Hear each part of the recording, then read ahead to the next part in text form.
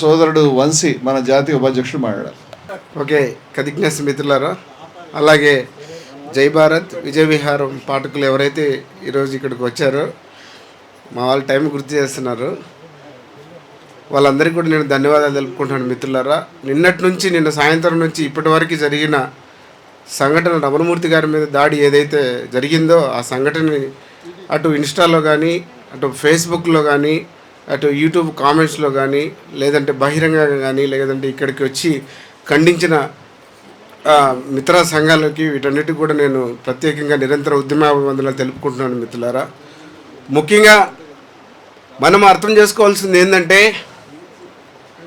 ఇప్పుడు ఏదైతే రమణమూర్తి గారి మీద దాడి జరిగిందో ఎందుకు జరిగింది అనే విషయాన్ని కూడా మనం ప్రతి ఒక్కరూ గుర్తుపెట్టుకోవాలి. ముఖ్యంగా అంతా మన మంచికే జరిగింది, ఫాస్ట్ ఈజ్ ఫాస్ట్ అయిపోయింది, అంతా మన మంచికే. నేనే ఎందుకు అనుకుంటున్నానంటే, అసలు జరగడానికి కారణం ఏంటి అనేది వాళ్ళ అక్కసు ఈ మధ్య జై భారత్ మూవ్మెంట్ ద్వారా చేస్తున్న కార్యక్రమాలు ఏదైతే ఉన్నాయో, అటు గోవును ఆవును జాతీయ జంతువుగా ప్రకటించాలని అనే విషయం కానీ, లేదంటే అయోధ్యలో రామమందిరం పేరుతో ఏ విధంగా దొంగతనాలు జరుగుతున్నాయి, దేవుడు సొమ్ము అనే విషయాలు కానీ, లేదంటే ఒక యూట్యూబర్ మీద ఒక ఉపా కేసు పెట్టి అరెస్ట్ చేయడం ఎంత ఘోరమైన పనిని ఖండించడం కానీ, లేదంటే మన దేవుళ్ళు ఎవరైతే హిందూ దేవుళ్ళు ఎవరైతే ఉన్నారో మన దేవుళ్ళకి అటు మోడీనో లేకపోతే ఇంకొకరు తలకాయలు పెట్టి ఏ విధంగా అవమానిస్తున్నారో అనే విషయాలు వీళ్ళందరూ కూడా ఎవరైతే ఈ ఉన్మాద చర్యలకు ఎవరైతే పాల్పడుతున్నారో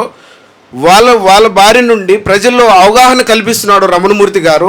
రమణమూర్తి కానీ ఈ దేశంలో కానీ ఉంటే ఖచ్చితంగా ఈ దేశంలో మనం చేసే కార్యక్రమాలు ఏమాత్రం చేయలేము.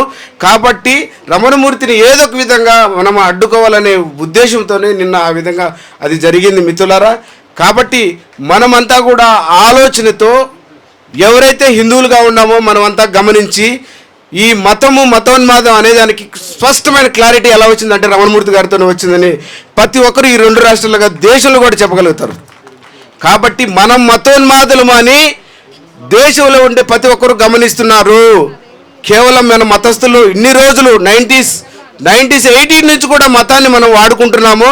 దాన్ని వచ్చి ఇప్పుడు రమణమూర్తి అనే వ్యక్తి దాన్ని కొల్లగొడుతున్నాడు. ఈయనని అడ్డుకోకపోతే మన ఆటోలు ఇంకా సాగవు అని చెప్పి ఈ విధమైన భౌతిక దాడులు జరుగుతున్నాయి. కాబట్టి ఖచ్చితంగా ప్రతి ఒక్కరూ ఖండించాలి ఇదంతా. మిత్రులారా, అందరికీ చెప్తున్నాను, మేము ఎంతో మందిని ఆపితే ఈరోజు ఈ హాల్ ఇలా ఉంది. స్వామి చెప్పాడు, మాది కూడా రాయలసీమే, కశ్యపరెడ్డి కాదు, కశ్యపరెడ్డి అట్టడంలో ఎంతోమంది అనుచరులు వాడిని పంపించిన వాళ్ళందరికీ చెప్తున్నాం, ఛాలెంజ్ చేస్తున్నాం. ఈరోజు ఒక్క మాట కోసం మాకు రాయలసీమలో పెద్ద హత్యలు, మేము శవాలు చనిపోతుంటే మేము స్కూల్కి దాటుకొని వెళ్ళిపోయినాం. అక్కడి నుంచి ఇప్పుడు జై భారత్లో ఈ విధంగా ఉంటున్నాం. కేవలం రమణమూర్తి గారి మాట కోసము ఆవేశంతో పని చేయకూడదనే ఉద్దేశంతో మేమంతా సమయం పాటించి మేమంతా కామ్గా ఉంటున్నాము. అంతేగాని ఇది మా చేతగానితనంగా మీరు భావించుకున్నట్లయితే, ఎవరైతే సోషల్ మీడియాలో నెగిటివ్ కామెంట్స్ పెడుతున్నారో బిడ్డలారా, మీరంతా గుర్తుపెట్టుకోండి, నిజమైన హిందువులు ఎవరో, నిజమైన భారతదేశాన్ని కాపాడగల సిద్ధాంతం ఎక్కడైనా ఉందంటే ఖచ్చితంగా జై భారత్లో ఉంది.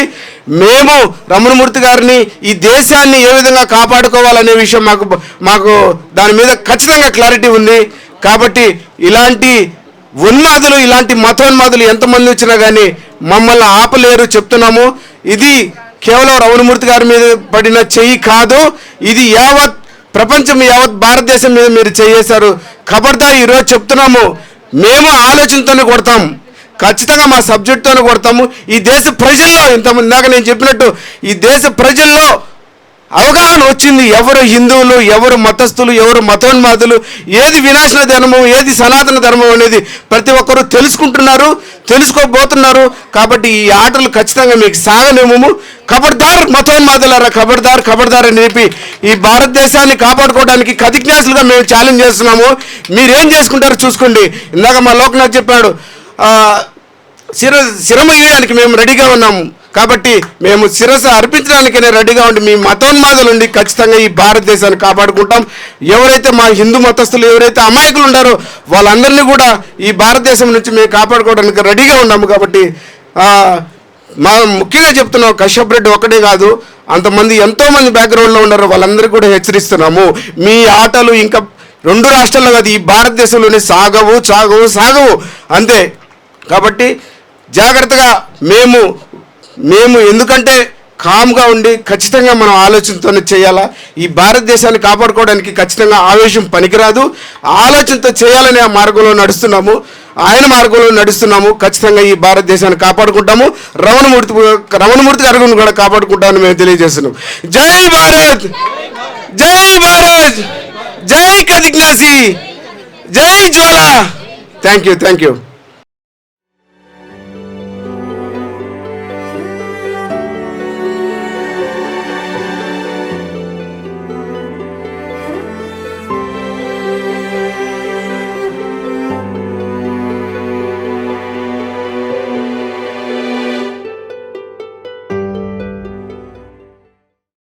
మీ ఆలోచనల్ని మరింత సంపద్వంతం చేయగల ఈ పుస్తకాల్ని మీరు చదివారా?